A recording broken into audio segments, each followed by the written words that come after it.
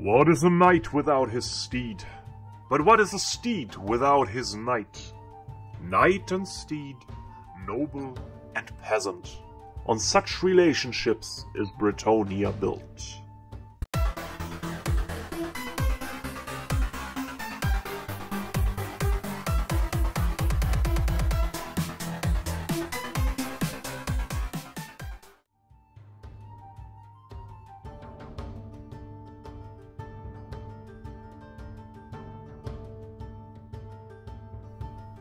Hello and welcome to this noble Mounted Paladin tutorial for 10mm Warmaster scale. The video is sponsored by Excellent Miniatures, but the main difference to all the other videos is that I printed this one myself at home on an Anycubic photon with Anycubic grey resin to show you the benefit by purchasing on excellentminiatures.com with their special 4K printers and their special resin that gives really sharp details.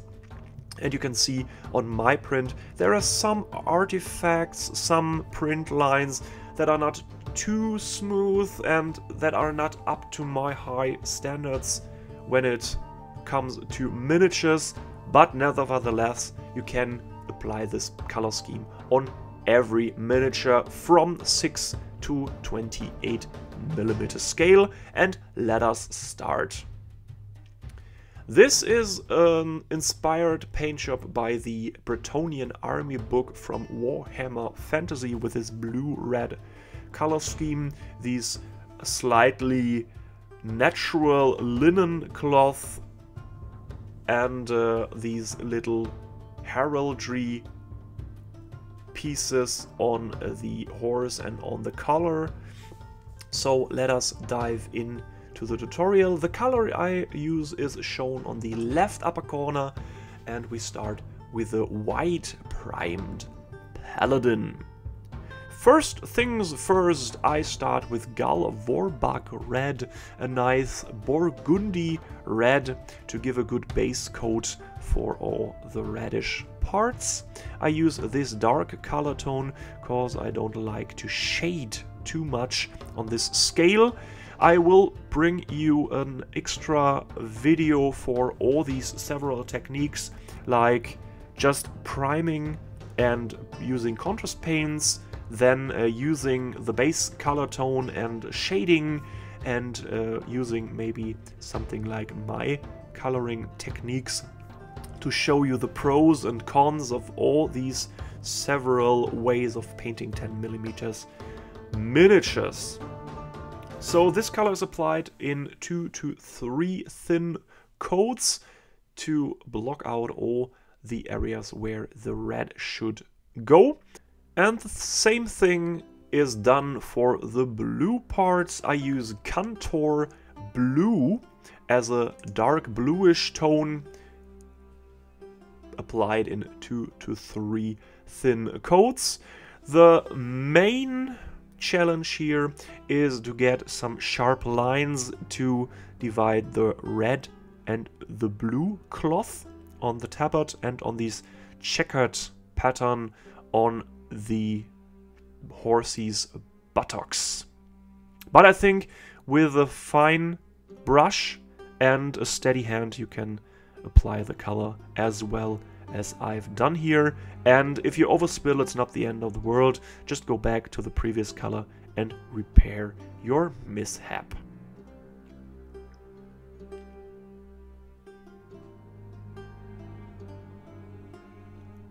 After all Kantor blue is painted and all these little dividing lines are sharp enough, I go with Alaitoc blue, a nice desaturated King's blue, or it's called Königsblau in German, and apply a highlight on all these surfaces, a heavy highlight. Just leave the Kantor blue in the recesses. I apply 2 coats to give a nice color gradient. You don't need such smooth highlights on such small miniatures, but my philosophy is you can do it, why shouldn't you do it?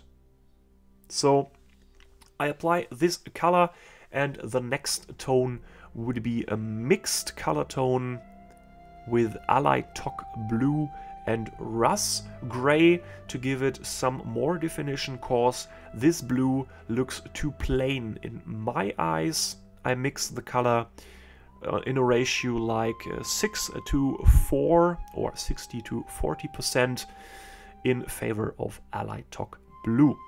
Apply this color in 2 to maybe 3 coats, just like you wish and how much you want to lighten up all these areas.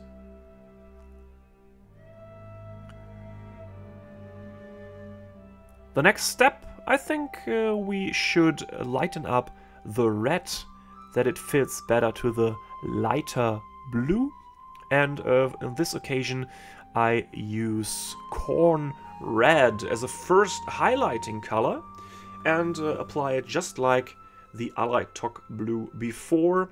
Leave the Vorbak red in the recesses and apply thin coats to give it a nice color gradation. And on these dividing lines between red and blue you can fix up some overspills like you see here on the backside checkered part, and can give some more definition to these sharp lines between blue and red. After the Khorne red is dried completely, I go further with Mephiston red, a nice signal red color tone, same as before with the Alaitoc gray, blue Russ gray mix. Just give more definition to all these little cloth parts.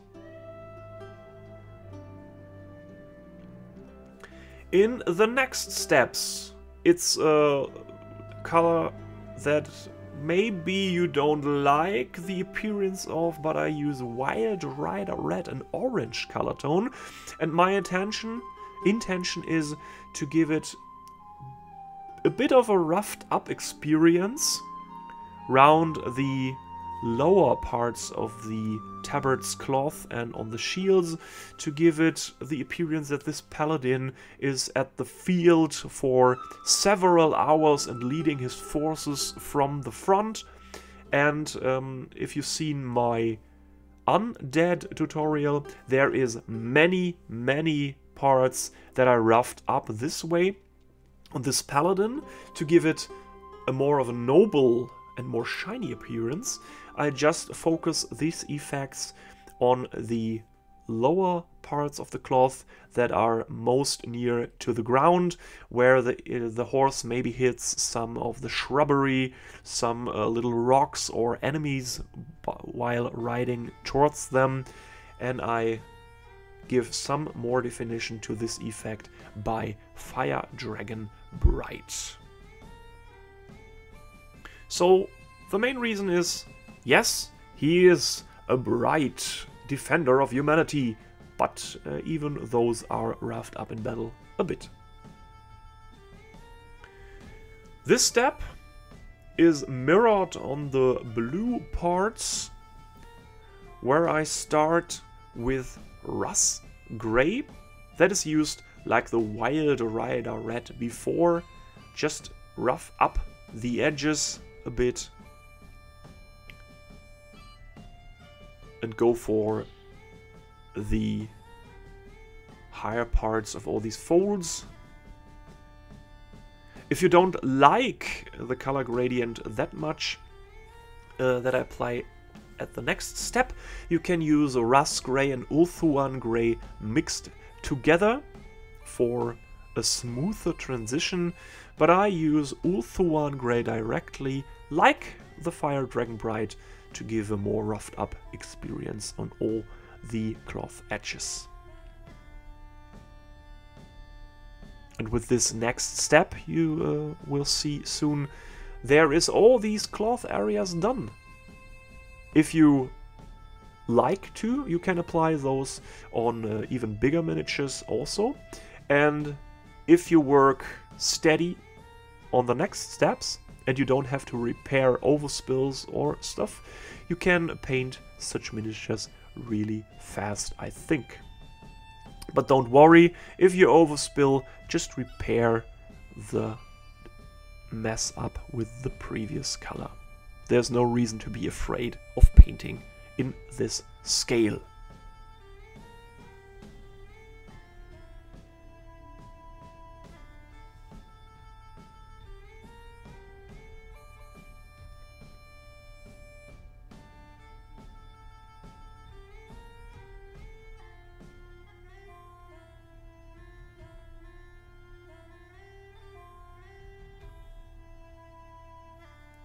Next up, the metal bits. I start with Iron Warrior, a really dark, true metallic metal color on all the metal surfaces that should be silver. The helmet, the arms, legs, and the sword's blade. So that everything is covered very well. And go further with Balthasar gold on all these parts that should be golden. The helm's crest, it's called, I think, and the guard and the pommel of the blade. And you can paint these small heraldry shields too, if you don't want to apply some of the paints I used that you've seen previously. Next up is Leadbelcher for a highlight on the silver bits. Just paint it on all the surfaces in a rough way. The focus is here the upper parts of the areas and the front part of the helmet, so that you get a light color gradient. And then I apply a glaze or wash. I use Reikland Fleshshade for all the golden parts to give it a more of a reddish gold appearance, and I use a mix of Agrax Earthshade and Lahmian medium, so-called soft tone in a 50-50 mix on all these silver metal areas. The reason I do this is to remove the shine of all these true metallic metal colors, rather than shading it in a regular way to give definition. This one just needs to remove these shiny appearance of the color, so apply it very gently. Leave the shade to dry for about 15 minutes to half an hour, and then we can go further with the metal highlights, with the accents, and we start with the golden parts. I use Runelord brass as the one and only final highlight there on all the raised areas of these helm crest wings and these stylized feathers, on the guard and the pommel of the blade, and this little fleur-de-lis thing on the horse's armor. Then, next up, there are the silver medals with Runefang steel. Pick out all the sharp edges and the raised areas. On this occasion, I must say I'm not so pleased with my printing result here, because the so-called sharp areas are not that sharp as I am used to by the excellent miniature prints. So it's a bit fiddly on this part, but you can do it. So the main highlight process is seen on the sword's blade. There you can pick out what I've done the best, I think. But this technique is applied on all the metal parts. Here you can see it. Just pick the raised areas and the outer edges of all these metal bits. You can paint in some scratches on the blade and so on, because I got some misprints and artifacts on the sword's tip. So I use this to fake some scratches on the blade, that this mishap doesn't show as much. Next up, the shield's heraldry and all the linen cloth on the inside of the tabard and stuff like this in Steel Legion drab. Just 1 or 2 coats would fit perfectly, and you see some misprints on these front areas of the inside of the tabard. These are used as a textile damage in the further steps, as well as these small mishaps on the blade's tip. Next up, Baneblade Brown for all the linen cloth, followed by Corax Stone in a gradually more light highlight. And after that, there is Ushapti Bone for an edge highlight. Paint in these edge highlights with small lines and little dots, not paint straight lines, because I think on this scale it would look out of place if there is a really sharp straight line that gets the focus of your eye or the attention while you're looking on this miniature.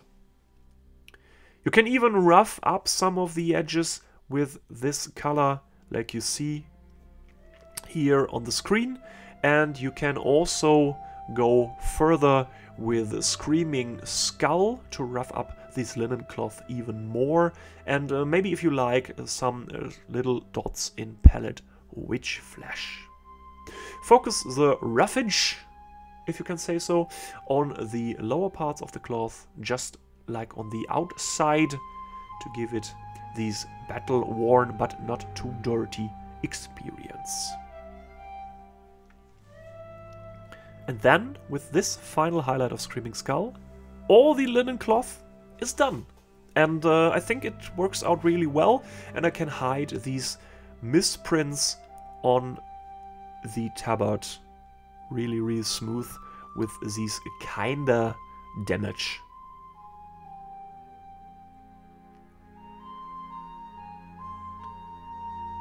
Next up, all leather parts and the horse's fur. Those are painted with Dryad bark. Just simply apply the color and don't forget the shield's inside. You can apply the color on the shield inside and paint in some wooden texture, but I don't think on this miniature it would work really well, because the inside of the shield is really obstructed by the rest of the miniature. Follow Dryad bark with Mournfang brown, thinned down for a smooth color gradient on the fur, and several coats on the leather parts. The leather parts should be more stark of a contrast to give more of a separation between fur and leather, followed up by a Skrag brown on the ankles and the knees of the horsey, and a stark highlight on the leather parts. To give the leather even more definition and a color variant to the horsey's fur, you can go with the next highlight like I do with Tau Light Ochre, or you can go with a natural leather tone like Steel Legion Drab and Rakath Flesh, a lighter color tone, but this would collide with my linen cloth technique, so I use this light brown orangey color to give it some variation.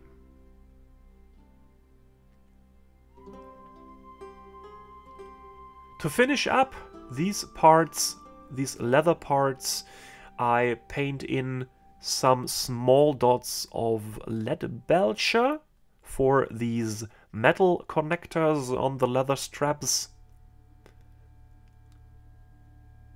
and glaze all the leather parts with this mix of Agrax Earthshade and Lahmian medium again to remove the color's natural shine.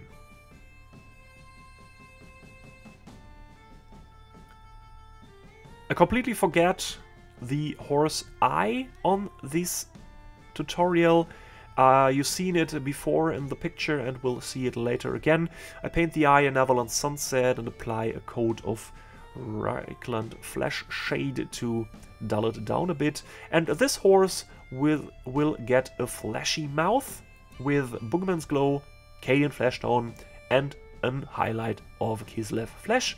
Here you can also apply some Reikland Fleshshade for color variation, or you can leave the mouth in this brown tone, or you can go for a white or blackish mouth, or even if your horse is gray or white or a beige tone, you can give some variation on the snout, on the mouth, to give a better natural appearance to these horses than rather paint it plain in brown and a plain gray horse that don't get this variation. The hooves are painted simply in Eshin Grey and Dawnstone, as you have seen there. And now I paint the cloth parts in white and prepare these little heraldry shield parts in Celestra Grey. I go for an off-white that the contrast between these cloth parts and the blue and red isn't too stark and don't get all the attention when you look at the miniature. After Celestra Grey is applied, there is a heavy highlight in Ulthuan Grey and a really light highlight, like maybe these worn up edges with white scar. The more you go into Ulthuan Grey and white scar, the more attention is drawn from the rest of the miniature, so use it very lightly. After this is done, there is only the basing. I use 2mm thick, 25mm round base, apply it with some super glue, apply some sand and little rocks on the base, paint it with Dryad bark, dry brush with Gorthor brown, apply Flock by Gale Force 9 and Tufts by Army Painter, paint the base's rim with Rhinox hide, and after this I apply some color to these little heraldry shields on the color of the horse and the paladin. I focus my attention here on some examples of the English Parliament roll of 1312, I think it was, where all these little heraldry pieces by all these nobles and lords are shown, and this is the finished result. I hope you like the tutorial and you don't mind some mispronunciation or wrong words, cause as I say always, I'm not an English native speaker, and mea culpa. If you like this tutorial, just leave a comment below and leave a comment which miniature you want to see me painted next. In my poll there is these flame spire or fire spire phoenix, I think it's called in English, and this one would be the next tutorial if you like. If you just say, oh wait, the next tutorial should be Khemri, or the next tutorial should be maybe the Green Knight, or stuff like this, just leave it in the comment below and I will do my best to purchase these miniatures and bring you the tutorial you want. So without further ado, you see some other recommended videos of tutorials here on the screen. I thank you for watching and we'll see in the next tutorial. Till then, keep on wargaming!